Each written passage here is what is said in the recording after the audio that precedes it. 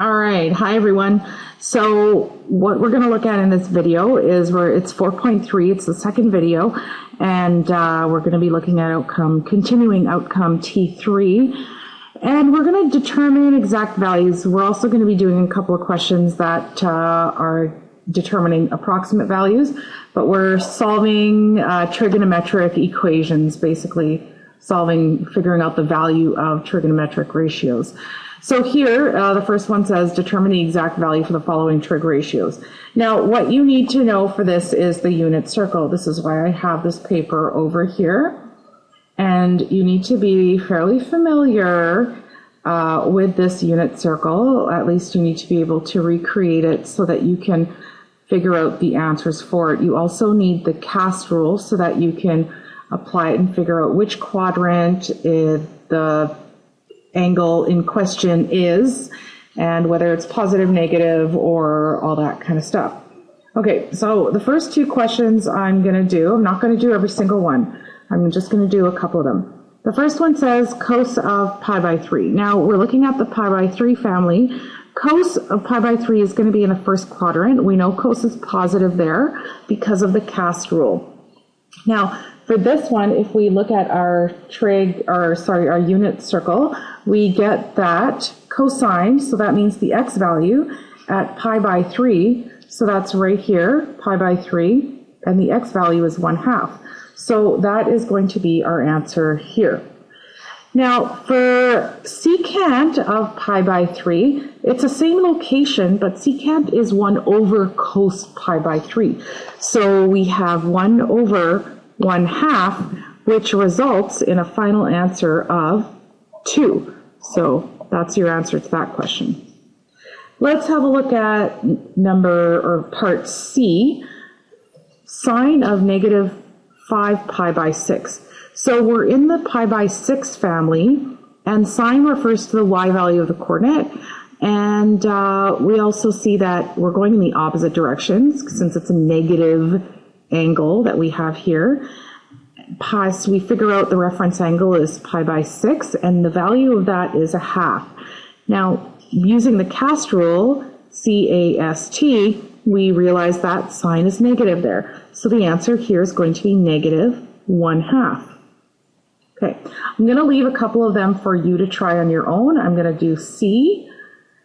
And here we are looking at cosecant. So we need to figure out sine of 2 pi by 3, or sine of pi by 3. That's the reference angle. Pi by 3 is the reference angle for 2 pi by 3.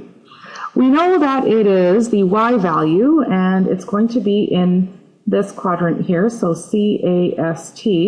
Cast rule says that sine is going to be positive. I look on my unit circle, and, pi by 3, so this is 2 pi by 3. That means that this is going to be root 3 over 2. Now, sine pi by 3 is root 3 over 2. So essentially what I'm doing here is I'm figuring out that this is going to be the reciprocal here. So I've got 2 and then root 3. It's positive, so I leave it there. Now, how about we rationalize the denominator so we don't have a root in it? And so we multiply top and bottom, numerator and denominator, by root 3, we get 2 root 3 over 3. Okay, and so this is our answer here. Now, in the questions below, example 2 here, it says determine the approximate values of the following trig ratios. So we're going to use our calculator for this. When it says approximate, use your calculator. When it says exact, which was the question we were doing above here. I should have mentioned that. I wrote it, but I didn't mention it. You're not permitted to use your calculator. You need to leave your answer in exact values, and there are no decimals. Okay, so let's go back to this. And now, using your calculator, just type in 10, 100, and boom, you get the answer. Not really much to that one. For this one here, you need to figure out what secant of 290 is, because that's going to be the positive version, right? If you notice that negative 70 degrees is like this, so where is that? So that's going to be a positive 290 degrees. Your calculator won't handle negative degrees very well at all. It'll give you all kinds of bogus things. So it's best to find the positive value that is coterminal, and then using the cast rule, you can figure out the rest. So once we've got that, we realize secant. Well, secant's the same as 1 over cos. Okay, so you can figure out 1 over cos of 290 degrees and get your answer of 2.9238. So you can give your answers and round it to 4 decimal places. All right, now here, these were degrees, so our calculator has to be in degrees for A and B. Now we're going to change our calculator to radian mode for this one. So if we have our calculator in radian mode and we type in sine 3.8, you might be able to hear my kids hollering in the background. We get 0.6119. Now it's negative because of the quadrant that 3.8 ends up in. So if you're thinking in terms of,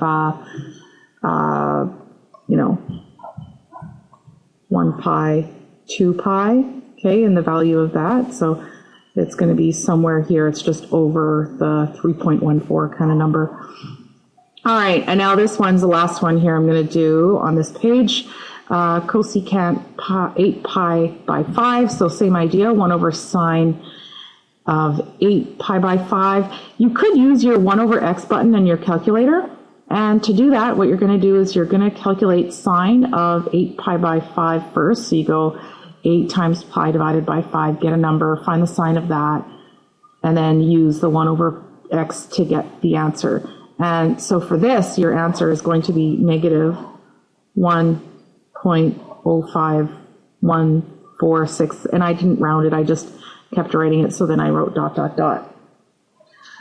All right, now the next page is kind of more the same idea, but what happens here is you've got a sign in the middle which says, okay, figure out the value of cos of 120 degrees and subtract the value of tan of negative 135 degrees from that.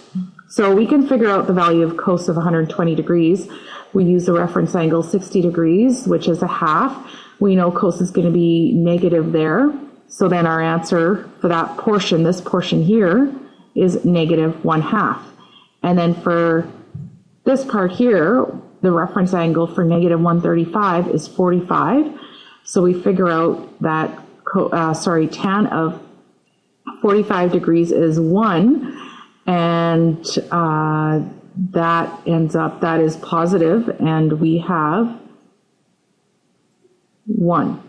So we have 1/2 subtract 1. So the negative 1/2 value comes from here, and the 1 value comes from here. And then we simply just take those numbers and we do the arithmetic, and we get negative 3 over 2. Remember, convert the 1 to 2 over 2, and then you get negative 1/2 negative 1/2 minus 2 over 2, and that's how we get the negative 3 over 2.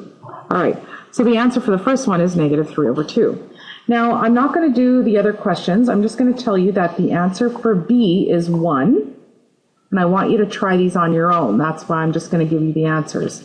The answer for C is 2, and the answer for D is negative 6. So hopefully, if you follow all the rules, you should have gotten those questions. If not, always please ask questions. Make sure you can clarify any details that you're not sure of, and have fun doing the homework, folks. Good luck, everyone.